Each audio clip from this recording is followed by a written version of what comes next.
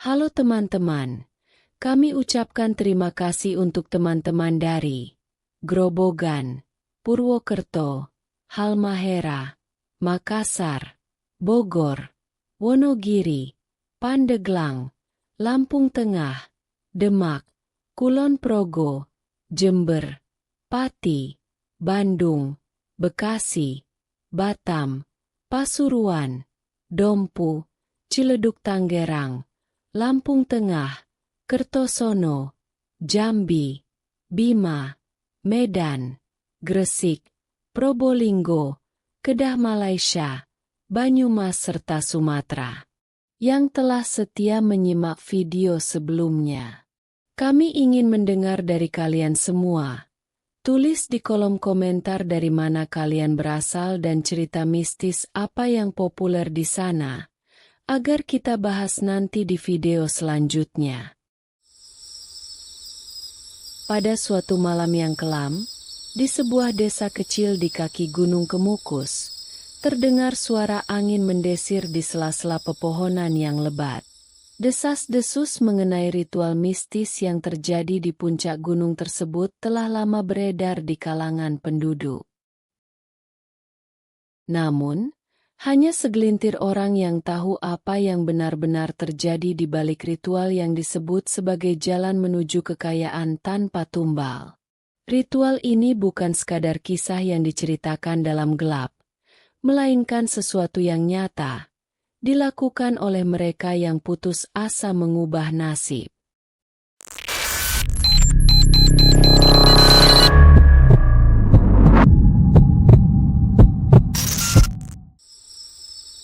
Malam itu, Arman, seorang pria dengan wajah kusam akibat beban hidup, tengah duduk merenung di sudut rumah kecilnya. Utang yang menumpuk, istri yang mulai putus asa, dan pekerjaan yang tak kunjung membaik membuat Arman berpikir untuk mencari jalan lain, jalan yang cepat, meski penuh risiko. Ia teringat pada sosok misterius, Pak Gani, seorang tetua desa yang pernah bercerita tentang pesugihan di Gunung Kemukus. Dengan segala keraguannya, Arman memutuskan untuk menemui Pak Gani. Setibanya di rumah Pak Gani, ia disambut oleh suasana yang mencekam. Pak Gani, dengan suara rendah dan penuh misteri, mulai menceritakan rahasia di balik kekayaannya.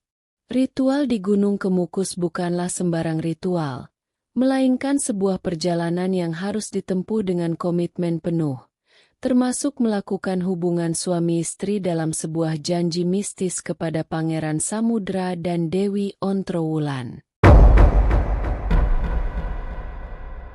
Arman, yang sudah terdesak oleh keadaan, tak berpikir panjang. Ia pun menerima tawaran Pak Gani untuk mengikuti ritual tersebut. Malamnya, dengan perasaan campur aduk antara takut dan berharap, Arman bersama seorang wanita yang bukan istrinya berangkat menuju Gunung Kemukus. Mereka disambut oleh penjaga gerbang keramat, dengan gapura besar dan suasana magis yang menyelimuti seluruh tempat. Sesampainya di sana, Arman dan pasangannya dihadapkan pada berbagai tahap ritual, mulai dari mandi bunga di sumber air keramat, hingga persetubuhan di depan pusara Pangeran Samudra. Setiap langkah yang mereka ambil semakin membawa mereka jauh dari kenyataan, ke dalam dunia mistis yang penuh godaan dan janji manis kekayaan. Namun, setelah beberapa kali menjalani ritual, keanehan mulai terjadi. Uang memang mulai mengalir, tetapi bersama dengan itu datang pula ketidaknyamanan dalam hidup Arman. Rasa cemas yang terus menghantui, pertengkaran dengan pasangannya, hingga godaan dari pria lain yang menghampiri wanita yang dibawanya ke Gunung Kemukus. Arman merasa ada yang tidak beres, namun ia tak berani berhenti. Di tengah perjalanan menuju ritual kelima, pertanda buruk semakin nyata.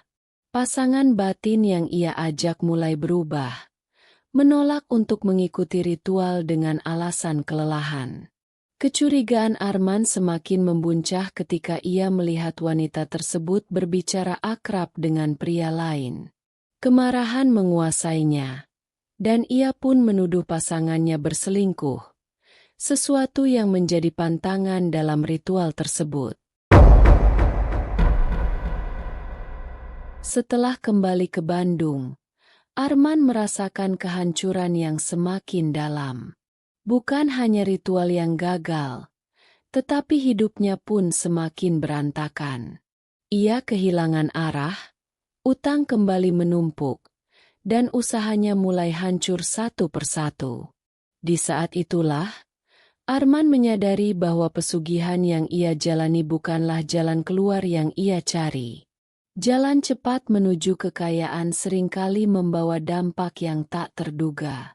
Apa yang terlihat seperti keberuntungan, bisa jadi adalah kutukan yang mengintai.